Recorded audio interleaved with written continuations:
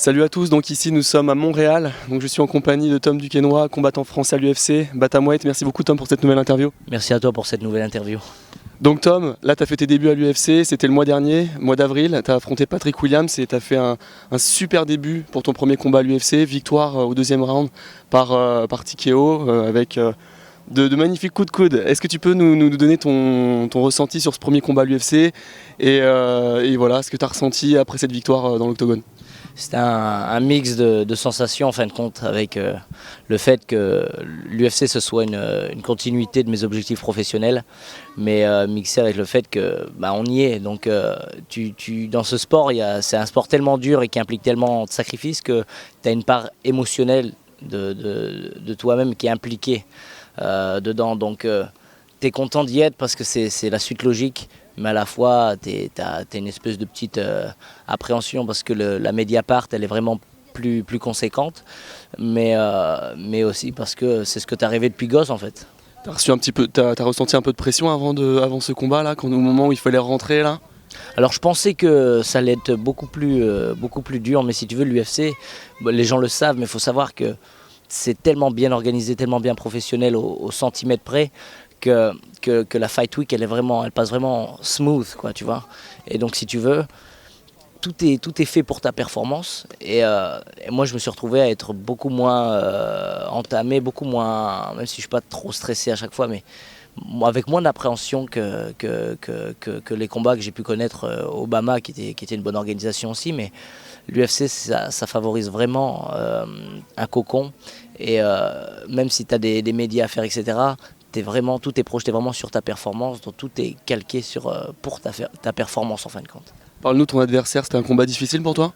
C'était un bon combat, difficile dans le sens où j'ai jamais combattu contre quelqu'un avec un profil aussi développé dans l'explosivité, dans la force pure, et c'était aussi un lutteur universitaire.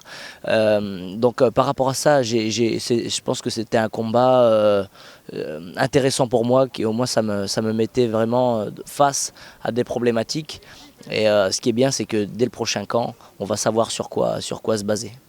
Là, à la fin de ton combat, là, on a vu ton signature move là, où tu as fait grand écart, le split. C'est un hommage à Jean-Claude Van Damme? Si tu veux, j'avais commencé déjà ça il y a quelques années à Obama. J'avais même fait ça lors d'un premier combat en Belgique où j'avais eu ma première ceinture. Et j'ai vu que les gens aimaient, surtout Obama, ça marchait bien. Et du coup, j'ai dit, tiens, je vais essayer de le faire à l'UFC pour voir si ça fonctionne. Et au final, ouais, ça a pas mal buzzé, et tant mieux. Et à Van Damme, oui, parce que tout le monde, je pense, adore Van Damme, tu vois. Moi aussi. Et on a un peu cette même itinéraire où moi je viens du nord de la France, lui pas très loin, c'était Belgique. On passe par Paris à un moment donné pour le pro et après on tente notre chance aux États-Unis. Donc je pense qu'on est très différents, mais il y a des choses sur lesquelles on est profondément marqués parce qu'on a eu ce même chemin de vie. Donc une référence, oui, pourquoi pas, mais c'est aussi, on m'y affilie parce que qui dit grand écart dit JCVD, c'est clair. Et après, je pense que je l'ai façonné avec un petit truc de gym avant et puis avec un truc de combat, avec les poings serrés quand je retombe. Donc je pense que je l'ai personnalisé. Ouais. Sympa. Et donc là, tu as eu beaucoup de sollicitations par la suite. On a pu voir d'ailleurs que tu as été invité sur le show d'Ariel Helwani, The MMA Hour.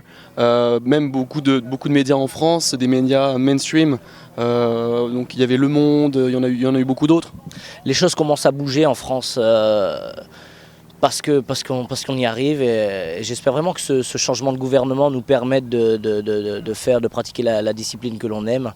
En tout cas, moi je serai, comme par le passé, comme maintenant et comme dans le futur, je serai toujours présent pour aider à la légalisation du MMA en France. Et donc par rapport à ça, on attend, on travaille l'image, on développe avec l'UFC, on essaie de rendre la chose mainstream en essayant de ne plus se cataloguer à uniquement des médias spécialisés, MMA, mais aussi aller sur de la grosse presse, que ce soit écrite ou alors sur des émissions et radio. Et c'est ce qui s'est passé juste après le combat où ça a pas mal buzzé. Donc on a été à RMC, on a été sur Canal+, les choses ont bougé, que ce soit Le Monde, Libération, L'équipe, le JDD, c'est de la grosse presse. Donc c'est bon, c'est-à-dire que moi, tant mieux, ça développe ma carrière, donc bien sûr que je vais les faire et bien sûr que c'est passionnant d'évoluer comme ça dans ce business. Mais si en toile de fond je peux aimer au MMA, ça sera avec un grand plaisir. Donc après un peu de repos après ta victoire, Donc on a vu que tu as un peu voyagé là sur tes réseaux sociaux et là la semaine dernière c'était le MMA Retreat, donc l'UFC a convié une grosse partie des combattants de son roster pour venir faire une sorte de séminaire pendant plusieurs jours à Las Vegas. Est-ce que tu peux nous parler un petit peu du déroulement là, de ce séminaire? C'est une première, je pense, pour l'UFC qui organise ce UFC Athlete Retreat. Ils ont réuni 300 combattants sur les 520. Il y avait on avait quasiment un hôtel réquisitionné pour nous, donc ça se passait à Vegas. Et donc c'était 3 jours qui étaient consacrés au développement des liens entre les combattants UFC et le staff de l'UFC. Aussi nous informer du deal avec Reebok, donc il y avait le staff Reebok qui était là aussi. Il y avait aussi l'USADA, il y avait vraiment beaucoup de choses. Il y a des interventions de différents intervenants pour nous expliquer comment on gère une carrière. Il y avait aussi des meetings sur la gestion de réseau, la gestion de la finance, la gestion de la carrière, l'avant, pendant et après. Donc on a appris pas mal de choses. C'était aussi l'opportunité de rencontrer les fighters autres que pendant la Fight Week. Donc ça c'était bien, ça s'est super bien déroulé. On a même eu un petit concert privatisé de Snoop Dogg, même si c'est pas mon genre de musique. C'était vraiment bien de voir un artiste de cet acabit en live, donc que pour nous, tu vois. C'était bien, et puis c'est bien. Bryant a fait une intervention. Ouais, il nous a Kobe, en fait, c'était une des meilleures interventions parce que on s'est identifié à lui parce que il a la grande carrière qu'il a eue dans le basket et il nous a donné vraiment tous les petits tips de champion et c'était comme de l'or qu'il nous donnait, c'était comme des outils parce que Kobe est Kobe. Bien sûr. Donc Athlete Retreat, et puis là aujourd'hui tu es à Montréal, tu as passé quelques jours à Montréal, tu as eu l'occasion de rencontrer Georges Saint-Pierre et puis d'autres combattants. Ouais. Tu peux nous parler un petit peu là de ton séjour à Montréal? Donc je clôture le séjour un peu intense là, de ce dernier mois et demi par Montréal. Donc là je repars à l'entraînement lundi, mais je suis passé on a fait 4 jours. Et l'idée c'était de rencontrer l'équipe de management de JSP hein, qui sont d'ici, donc c'est francophone, c'est des gens qui sont affiliés à la CIA, donc une grosse agence. Donc l'idée c'était vraiment voir les possibilités professionnelles que je pouvais avoir en travaillant avec ces gens-là. En tout cas ils m'ont super bien accueilli, on a fait une démo hier avec JSP au Festival des Arts Martiaux. J'ai rencontré le personnage et j'adore, bon gars, et vraiment un exemple pour moi en tout cas dans l'évolution de ma carrière.